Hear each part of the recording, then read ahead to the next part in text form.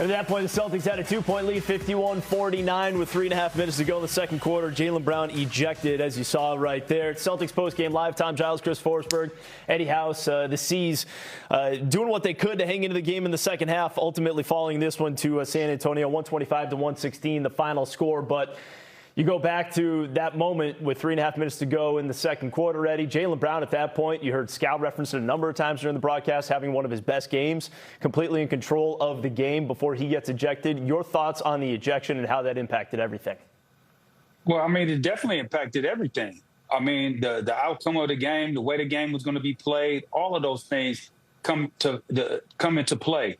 I mean, first and foremost, you know, why is that guy over there that he's not even talking to coming in and giving him a tech when he was demonstrative to the guy that actually didn't make the call? So right here, from this play right here, watching, he's over here like, come on, man, what's going on? That's a foul. That's a foul. That's a foul.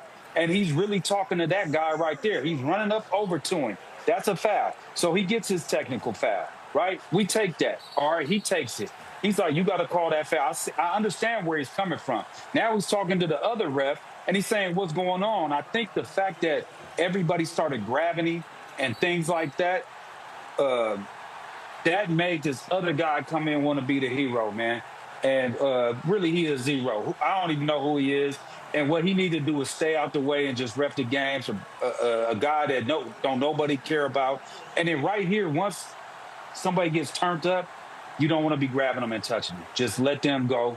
Let them do what they're doing, because nobody wants to be touched when they fire hot like he was right there. And to me, that was unwarranted, especially from a guy that wasn't even being talked to or being addressed. And, you know, that just messed up the whole game, the chemistry of the game off rip. It's a terrible call in a vacuum.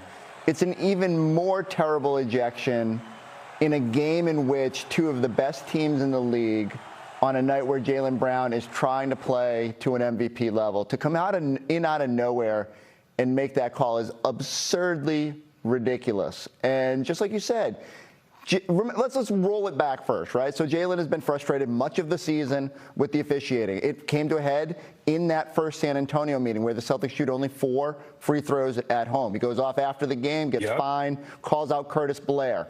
Now, it's been a whole season-long thing. I don't think it's a Spurs thing. It's a different crew tonight. But Jalen clearly didn't like the way the whistles were going early. Gets pushed. Look, borderline call, probably didn't have a whole lot to stand on there, but he's upset. So he wants to go talk to Tyler Ford about it. He's got in every right to both complain to Tyler Ford, who made the call, and stalk him as the crew chief to get an explanation. Now, you know, as Tyler Ford's telling him to back off, like, Jalen has to decide how much he wants to pursue that. But for Suyash Mehta to come out of nowhere and be the one that throws him is absurd. And wait, who was that guy? What's his name? Yeah, who is fine enough? We're not going to give him any airtime, but he does have 200-something games of NBA experience. This isn't like it's a rookie referee.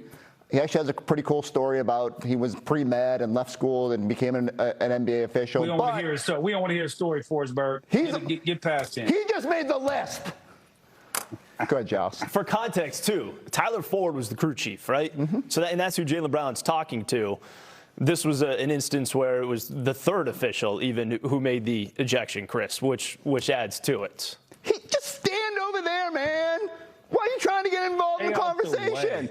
You and your wife ever be like arguing, like a kid wanders in or anything? Get out of here. Mom and Dad are talking. And then you had Jalen Brown.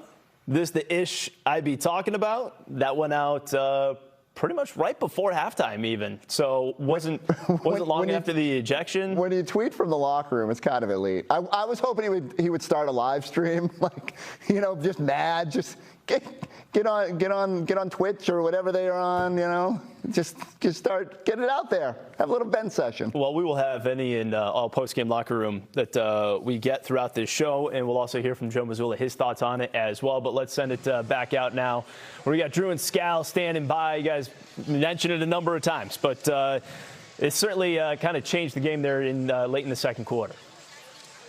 Yeah, Giles, I haven't seen really anything like that.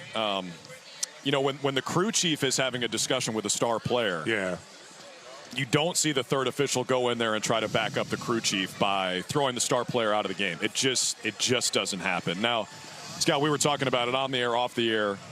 If Tyler Ford had thrown Jalen out, you might have said, all right, we don't know what he said. Could be justified. I could accept that. Yeah.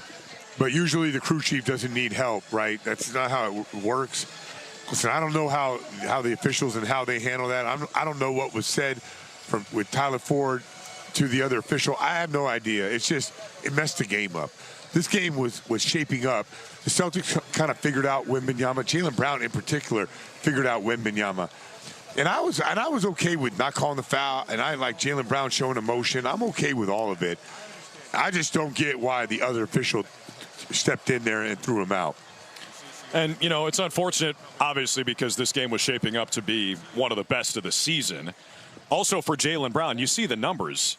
8 points and 7 dimes in 15 minutes. This is a guy who has ascended, I think, honestly, Scal, even beyond where he was at the beginning of the year, because he's been scoring at a high level all season. His playmaking has taken a jump this year. But even in the last couple of weeks, his assist numbers are through the roof. He's like really in a groove now. It's because he's figured out defenses. He's not just making passes and then guys are making shots. He's dictating where coverages are coming from. He's attacking double teams and then spraying it out. Like, there's some guys that can pass, and there's some guys that bend the defense. Jalen Brown, since the All-Star break, to me, is consistently bending the defense. So right now, like, if you look at what he did, not tonight, obviously, but in this stretch of his, he is playing at an MVP level. And that's what's unfortunate, because these are like those type of games where you get a chance to watch two guys going for the MVP, and you want to see how they respond. And, you know, the referee took it out. Listen, Jalen Brown can do a better job of keeping his cool. But, man, I just, like, Jalen Brown's probably thinking, there ain't no way you're kicking me out of this game. Well, just think about what we saw with SGA and Jokic last night. I mean, that's the kind of finish we could have been in store for tonight. Now, obviously, don't want to harp too much on that. That's not the only story of the game. What else jumps out to you from the Celtics, Scal? Like, JT played well. Ron Harper Jr., what a game for him.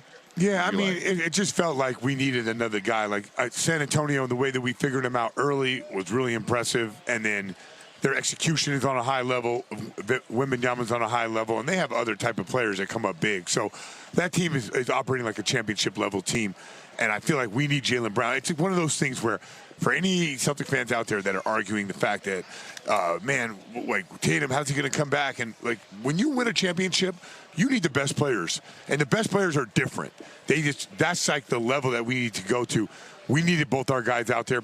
If we're going to win a championship, we need to have both our guys out there playing great and playing healthy. So tonight was an example of, it would have been great to see those two battle it out against what San Antonio was doing in the fourth, and it was taken from us. Look, high level of shot making, high level of intensity. The crowd was really into it. Giles felt like a little taste of playoff action here in mid to early March, and just unfortunate what happened with Jalen Brown there. Yep. And again, the Celtics were tied at the half, but San Antonio just could not miss in the third quarter, despite Derek White and his 34 points, 19 of which came in the third quarter. 125-116, the final score. Celtics fall to 43-22. We're just getting started. More reaction coming your way on Celtics Postgame Live.